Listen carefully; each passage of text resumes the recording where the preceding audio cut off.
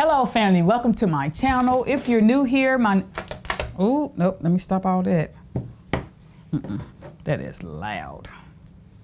Hello family, welcome to my channel. If you're new here, my name is Angela, and on this channel I create beauty, fashion, and lifestyle content, in particular for the woman over 40. Now, if you watch my channel, you know that the majority of my videos, and by majority I mean almost all of them, are about fashion. I do some vlogs. There is one coming soon. I don't do a lot of beauty, but every now and then I'll do a little more. But today we're going to be talking about beauty products, and not just beauty products, 5 beauty products that I feel every woman over 40 should have in their arsenal. If you like to see what those 5 products are, then stay tuned. Now, let's get started.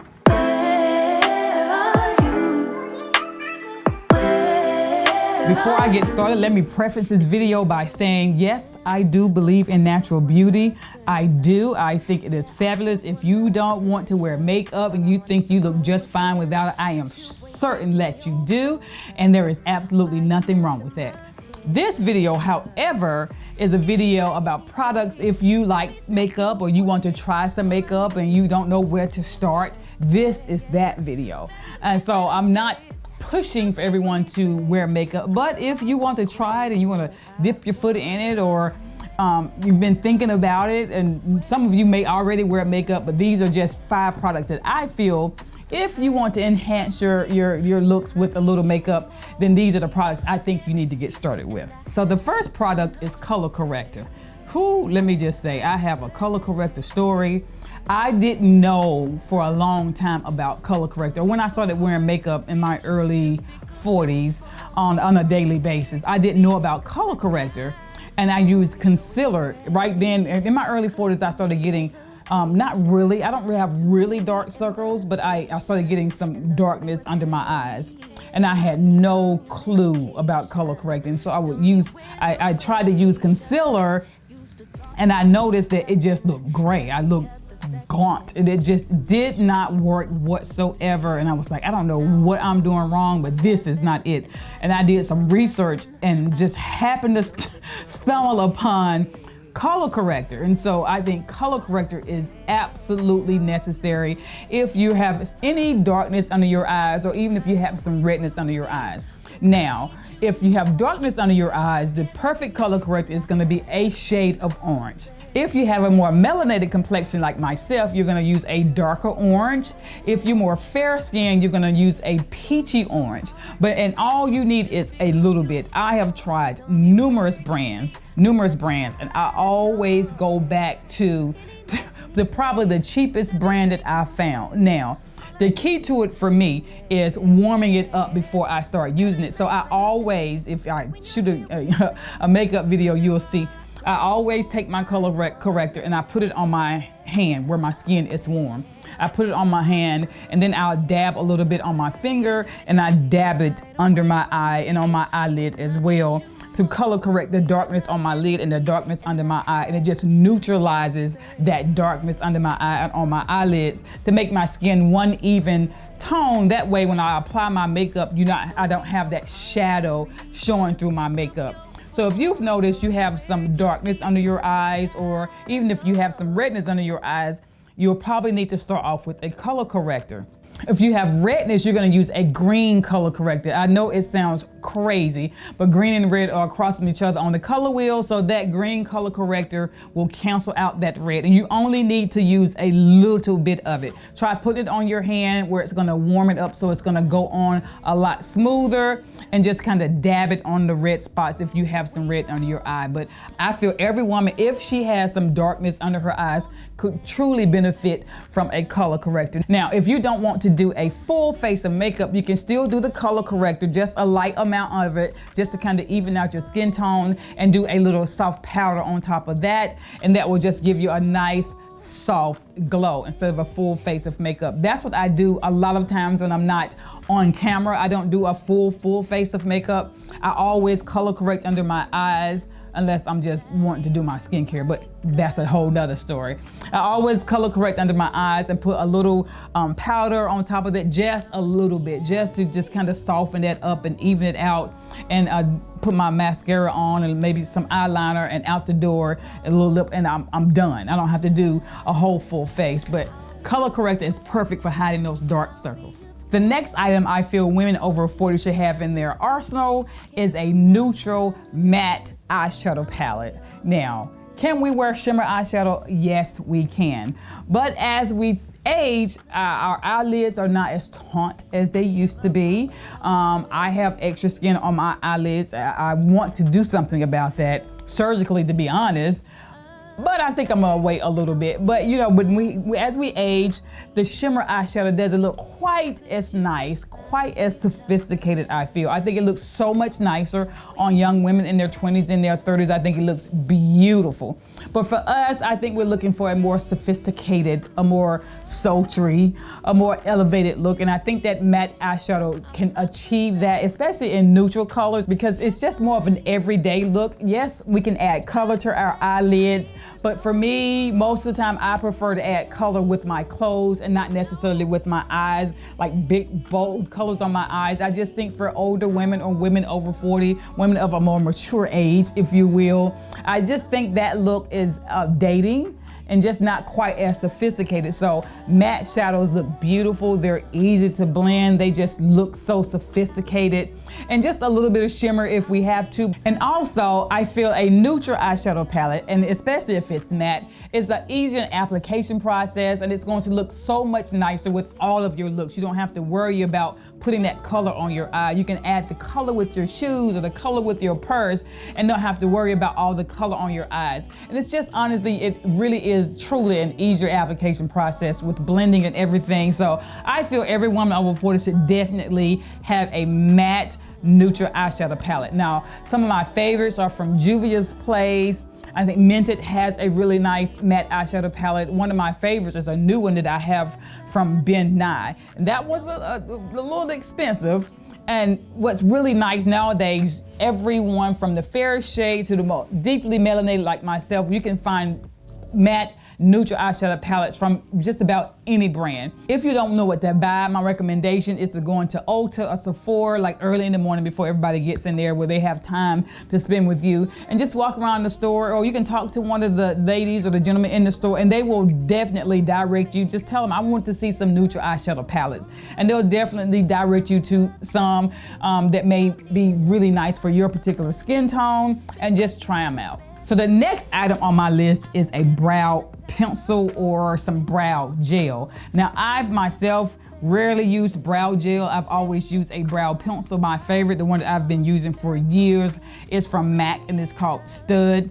But brows frame your face. You can definitely tell someone who gets their brows done or someone who's good at doing their brows. Now, I'll be the first one to say, it is not an easy thing to do. It takes a lot of practice to get it right. And just know your brows are not twins, they are sisters.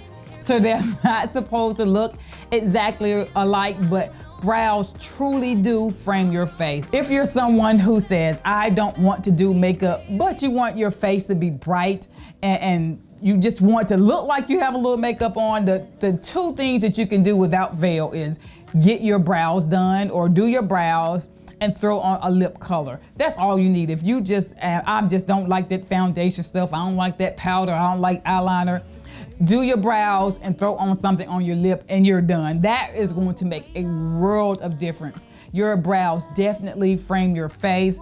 My recommendation is to go get your brows done. You can get them waxed, cut. The technician will be able to tell you what brow shape works best for your face shape. And then use that as a guide if you just don't want to go back at home to draw on your brows. And to get it right, you're gonna have to do it again and again.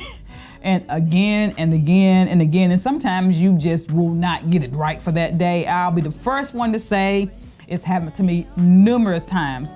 So much that I recently got my brows bladed. That's a whole different video. I probably will show that on Thursday. I got brow blading for a couple of reasons, but I'll talk about that later. in another video. But until last week, I was doing my brows almost every day, definitely on the days that I'm shooting videos. But I learned a lot not to use dark pencils in the front up here, just to use dark pencils on the end and use a lighter brown in the front here. But brows look so much nicer when they're done, and I think everyone can brighten their face, improve their looks with a nice done brow. The next beauty item I feel everyone over 40 should have in their arsenal is some mascara. Now, there are so many mascaras out there, it's ridiculous. It really is ridiculous. But mascara, like your brows, really open up your eyes. Now, I can tell that my eyelashes are not as long as they used to be, so I'm very particular about the actual brush that I use for my mascara. I like the brush that is really small so I can get all the way close to my eye and lift my brows up. Mascara just makes your eyes look so much more open. They elongate your lashes. They make them look fuller, more healthy. Now, the product that I've been using first, I use a Lancome brow conditioner, or I don't know what it's called, but I'll show you a picture of it. But I put that on first, and it looks really strange when you first started using it if you want to try it, because it's white. So it completely coats my eyelashes, and then I wait a second and I put my mascara on top of it, and then I can actually see each eyelash. So it just opens up my eyes, and I think it just makes your eyes look so much more brighter, and it gives you more of a youthful eye. Is it necessary? Do you have to have it? No, you do not, but I just really think it looks so much nicer. You can really tell when someone wears mascara, their eyes just seem so much more open. Now, there are several brands that I use from, watching Instagram and TikTok, some of the mascara brands that went viral. One is on Amazon, and it had thousands and thousands of reviews. And I truly like it. It's very budget friendly. You don't have to spend a lot of money on mascara. Some of the best mascaras that I have are really budget friendly. So I'll leave a list of those in the description box. But a few of my favorite are here's one. The Lash Essence mascara. This is the one that went viral. And then the Sky High from Maybelline. And my third favorite is from Too Faced, and it's the Better Than Sex mascara. Funny thing about this, I wore this when I was in Saudi. So they have Sephora in Saudi Arabia. But in Saudi Arabia, and I should have gotten some, the tube does not say Better Than Sex. It says Better Than Love on the tube. It does not say Better Than Sex. I thought that was funny. But those are three of my favorites. Those three I have in my arsenal at all times. So really try to use some mascara if you don't want to use foundation or do a full face of makeup. Now, the last beauty product that I think every woman over 40 should have in their arsenal is a beautiful lip color. Now, today I have on this really pretty bronze lip color. I fell in love with this. I saw someone on Instagram or TikTok with it on, and I went on the website. It sells out all the time. So I bought 2 tubes, and then I bought 3. Bought 2 for myself, bought my daughter 1. And then I went back probably a week later and they were sold out again. So when they come back in stock, I'll go back and get it, because I just think this color looks really beautiful on deeply melanated skin. Now, I think that every woman should have a red lipstick in their arsenal. I know some people would never in their life wear red lipstick, but I think it looks beautiful on everyone.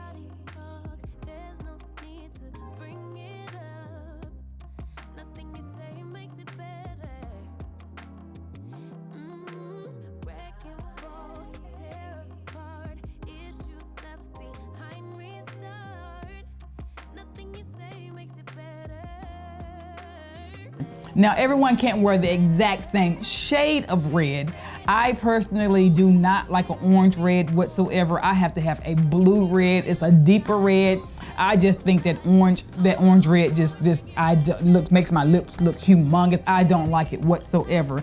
But I've seen women of all ages, of all shades of brown. I've seen the most fair-skinned lady in red lipstick. I think they all look stunning. I think it looks stunning on a 17-year-old. I think it looks stunning on a 90-year-old. It just excuse me.